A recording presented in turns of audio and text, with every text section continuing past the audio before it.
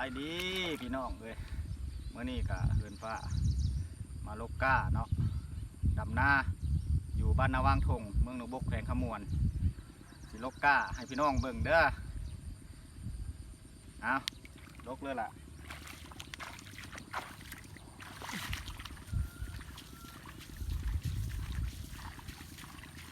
โอ้ยก้ากันดิ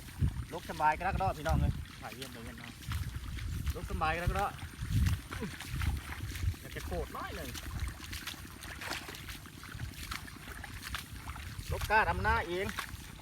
ย่างทีแล้วเลยย่างวังเศร้ากว่ามัดเนี่ยแหละก็แล้วดอกไม่ได้ถ่ายมาถ่ายมือมันแล้ว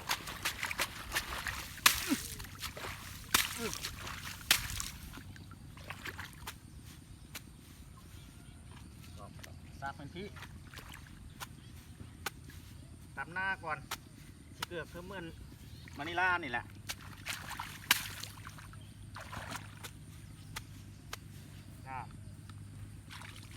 อันนี้มาห้องก่อน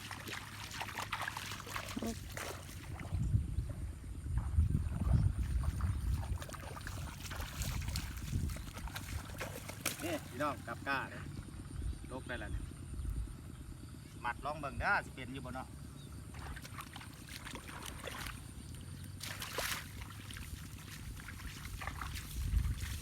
นี่พี่น้องข้างในอยากจ้างไปลกก้าให้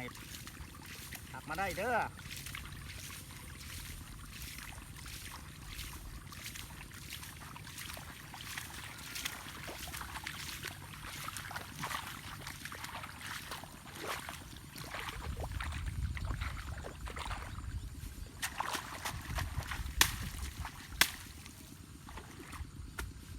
ส่งขาสั่นดำหน้าก็เลย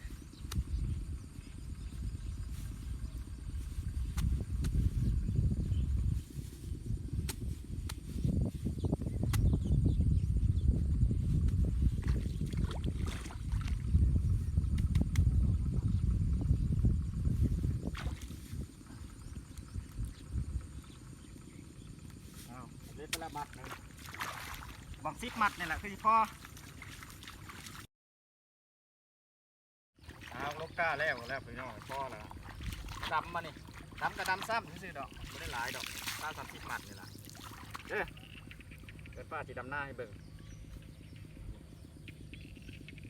ดำหน้าให้พี่น้องเบิ่งจะสิคือพี่น้องดำหรือบ่แหละจะยัดเอาปลายลงก่อนอยู่โอ้ยซ่าดำหน้ากันดิ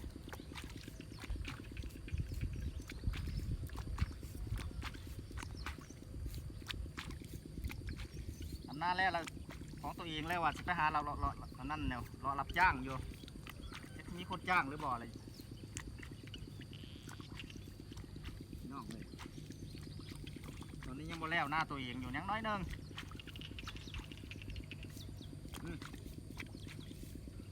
บ่ดำบ่เห็ดเห็นได้ไหน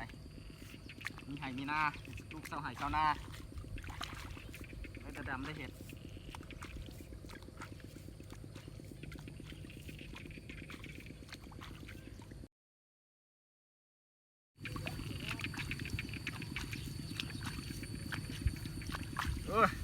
ก็ข่าวกันก้อน้อยก้อใหญ่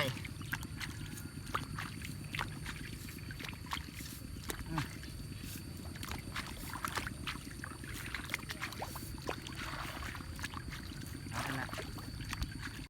ก้มเงยลองก้นให้มูเบิ้งดำหน้าดำไปน้ำมากเกือกนะพวก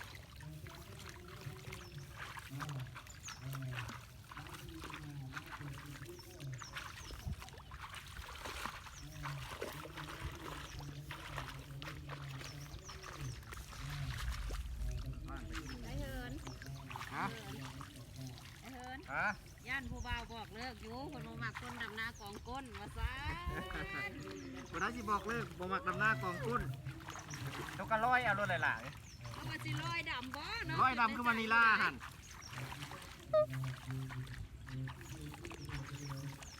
ร้อยดำมารถคือมานิลาหันมานิลาแล้วก็ยังร้อยดำเอาเสียงบริคิดของมานิลาแน่นอนผู้บ่าวสิบอกเลิกเนาะ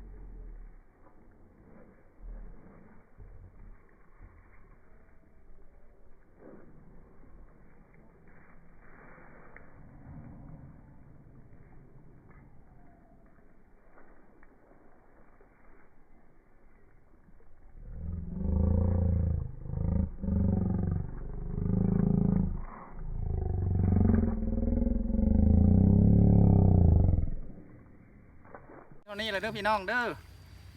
คลิปหน้าเจอกันใหม่สบายดี